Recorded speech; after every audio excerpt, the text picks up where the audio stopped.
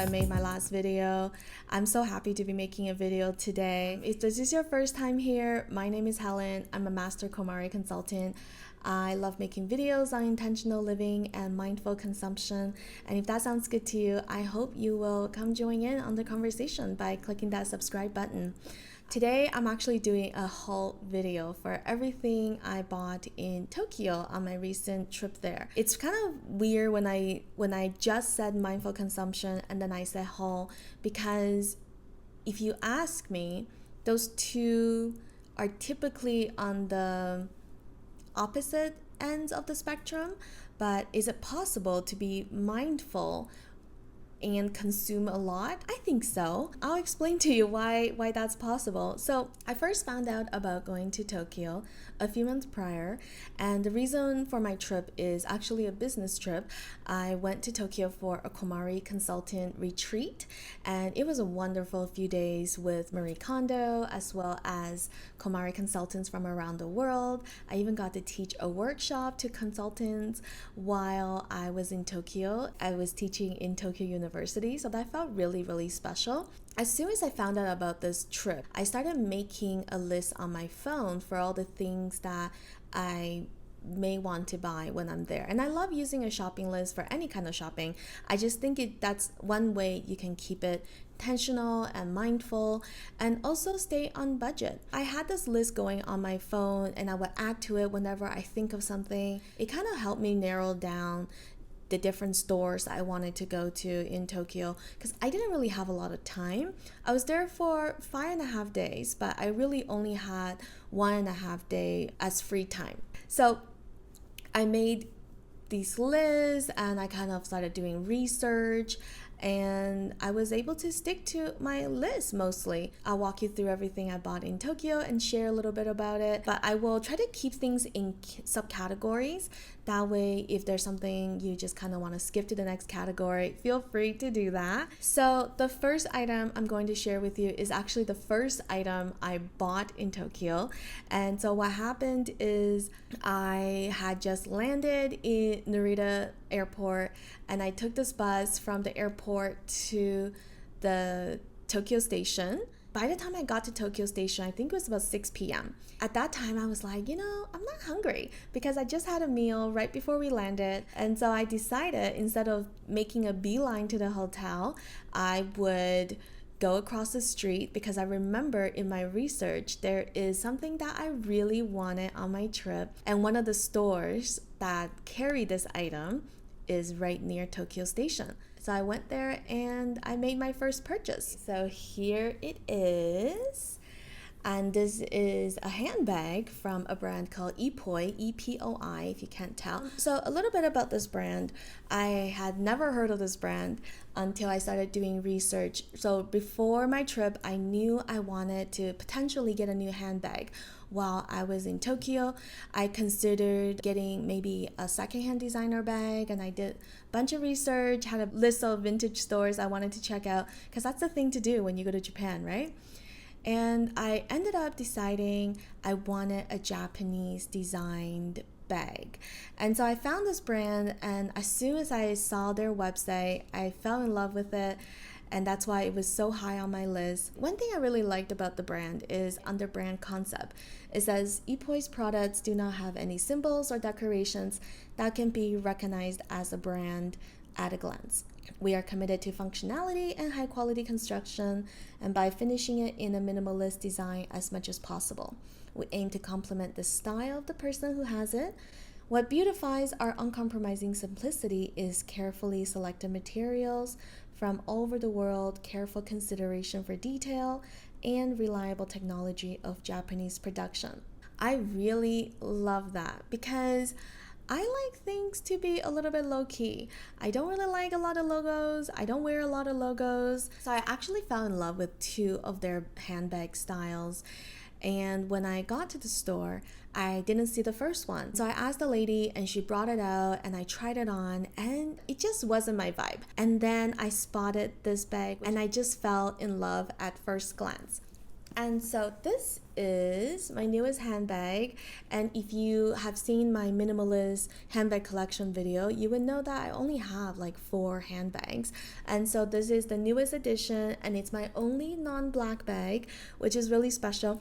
And this is one of the reasons that I wanted to buy a handbag. All of my bags are black. I felt like it was time to add something that isn't black to my collection. So I tried this on, I fell in love with it. It's just such a beautiful bag, as you can see. And I know I took this out of a dust bag, but I've been using this for a few weeks. So there's only one pocket inside, and the rest is just like one large compartment. So this bag is in a hat box design, which I think is just the cutest thing. I fell in love with this, and they had so many colors. In the end, I took home the color I tried on first because this just really sparks joy. I just love this color so much. It's more of a medium blue with a lot of grayish tone to it. I just think it's such a beautiful bag. It's so well made. I just love everything about this bag. And Epoi is a brand that is only in Japan. I believe they have 3 or 4 stores in Tokyo. They are in other parts of Japan as well, in department stores. As far as I know, they don't sell this brand overseas, and that's another reason why I wanted to buy this as a souvenir, because I felt like it would be more special to have something that I can only get in Japan. So that was the number one thing I bought in Japan, and probably my favorite thing that I bought in Japan. Next, let's talk about makeup and beauty and body care and hair. With beauty products, I had a plan, and that plan was, I felt like it was overwhelming to do all this research. So my plan was I would go to Cosme at some point during my trip, and I would look at their wall of products where they list out the top products in each category, and I would shop from there. The first thing is this silicone brush. This is from the brand called Uka. Basically, it's for when you shampoo and you can scrub it into your scalp, or if you just need a head massage. And I've been really loving this. And the other thing I got is this eyeshadow palette. This is from the brand Cezanne. I used to have a different eyeshadow palette from Dior, but I need a new one because it completely shattered. It did not survive the plane ride. The next thing I picked up there is these nose strips. I used to use those Biore nose strips when I was a teenager, and then I stopped using it for like 20 years, and I started using them again recently. They're just so, I don't know, satisfying, gross, both of those. Anyway, so I saw this. This is the brand Cosme. I've used one so far. It's really the same as the nose strips that you can buy in North America, but this was like $3 instead of being like $10, so it's a lot cheaper. That's nice too. And the last thing I bought at Cosme is face masks. So I knew I wanted to get some face masks, and of course I didn't know which one to get. I had kind of given up on trying to choose one. Then I had a few items. I went to the cashier, and they had all these face masks just by the cashier, and so I picked them up, and these are the 2 that I kept for myself. What I noticed is different is that these are multi-packs. So instead of it being individually wrapped, they're actually, this one's already open so I can show you. It's like that. So there's 10 in there, and you would just take one out and use it. I've only tried one so far, and I really like it. And I do have a few other things that I bought in the beauty category, but not from Cosme. These, I don't remember specifically where I bought them from, but some are from discount stores, some are from drugstores. And the first one I have is this bath soak. So these are kind of like bath bombs, and I love taking baths. While I was in Japan, I enjoyed a beautiful hinoki bath every night in my hotel room, and I just love everything about it. Come back to Calgary, there's a water restriction, so no baths allowed. I was able to sneak one bath in before the water restriction happened, and I really like this. It smells really nice. So this whole box was probably about $3, and there's 20 of them. I also bought this Fino hair oil. This is something I think a few friends actually recommended this. So when I saw it at a store, I picked it up. I used it in my hair today, and yeah, I really like it. It's a little bit too fragrant for my taste, but I will definitely keep using this because the fragrance doesn't last forever. I also picked up a Biore sunscreen. I'm not sure if this is any different than the Biore sunscreen you can buy in Canada, but this one is SPF 50, and so far I like it. I used it this morning as well. And this item, as you can see, it's opened, but I'm scared to use it. It's like I thought it was a foot mask. I thought it was just something that you put your foot in and it would make it soft. But turns out, when I Googled it, it says that you basically keep it on your foot for an hour, and then over the next 5 to 7 days, you will shed all of your skin and your foot would become soft. But when I Googled pictures, and I'm not going to share those pictures because I would like to unsee those. It was like a snake shedding. It was a little scary. So I was intimidated. I opened it, and when I was Google translating the instructions, that's when I kind of was like, I don't know, but maybe if one day, maybe in the winter where I can like just wear socks and hide my feet, I will be brave enough to give this a try.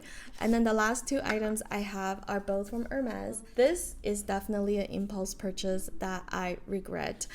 This is a nail polish that is in the color Etoupe, and the reason why I regret it is because I brought it back and it's almost identical to a T to a color I already have, and the one I had, that one is actually better quality. This is really thin, so I have to put on 3 layers in order to do my manicure, and the Chanel one 2 layers and it's a full coverage, so I do not recommend this. But it was cheaper in Japan. I think it's about 30% cheaper than in Canada. Don't quote me on it.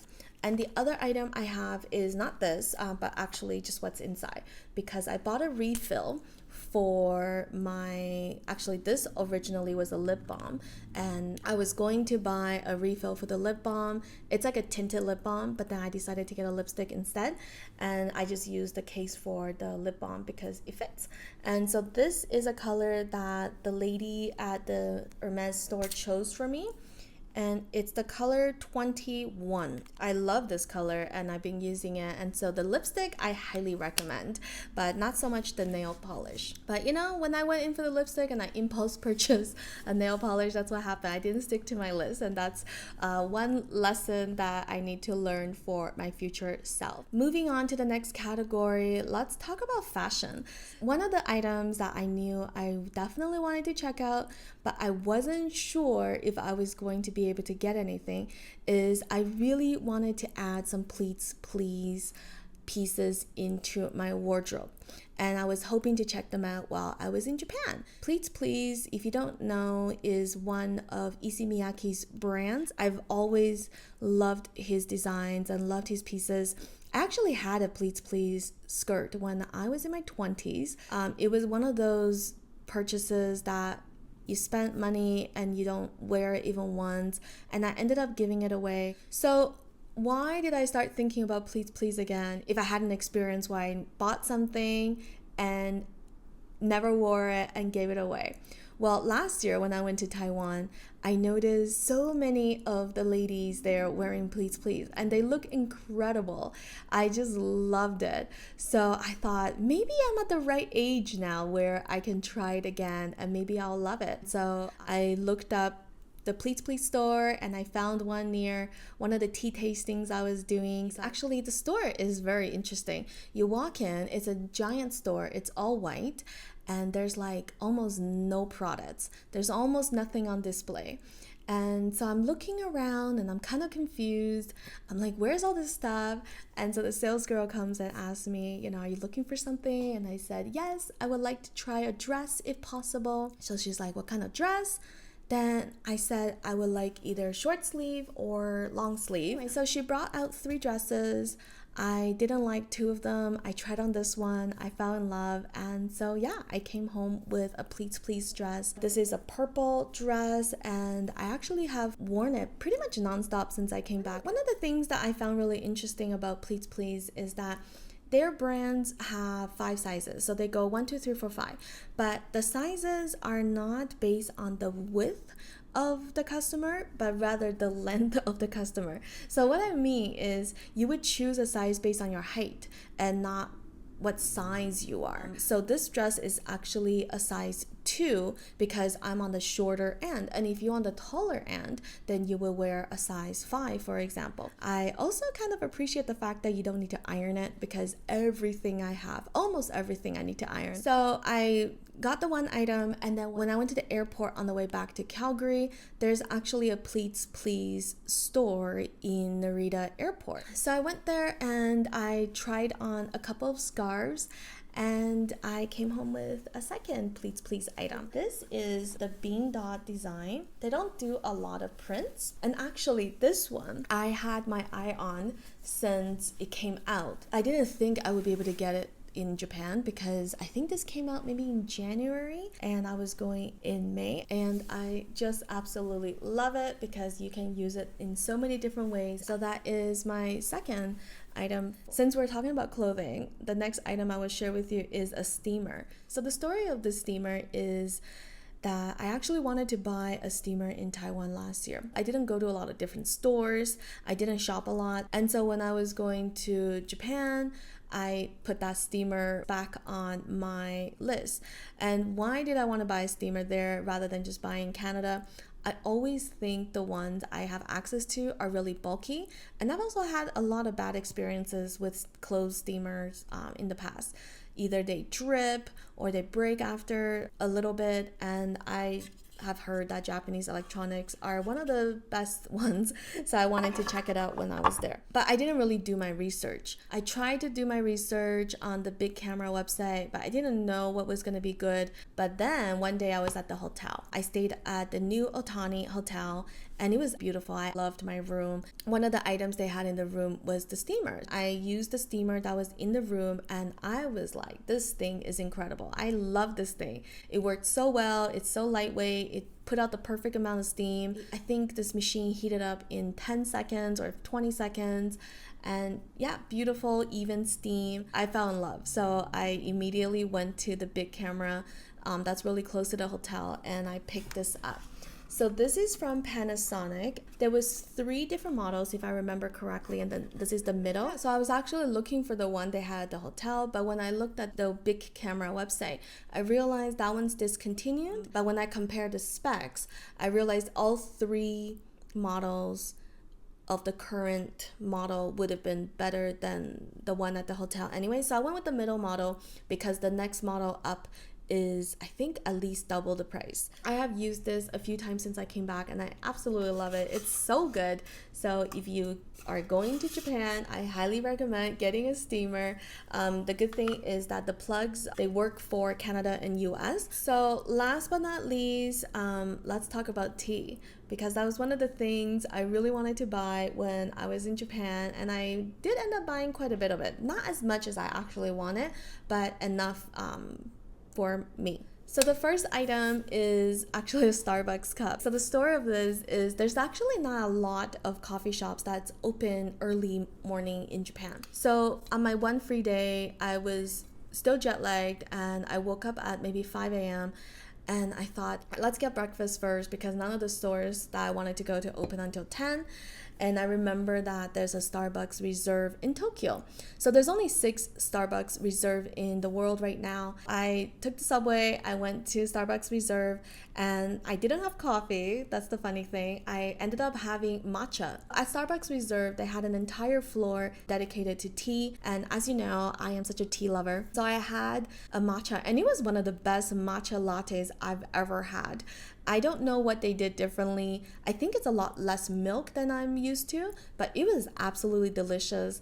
And what's really cool is that they had this machine on the counter that was showing how they ground the matcha. And I also had these pastries, and they were the best pastries I had in a long time. I believe it's an Italian bakery that opened up inside of Starbucks Reserve.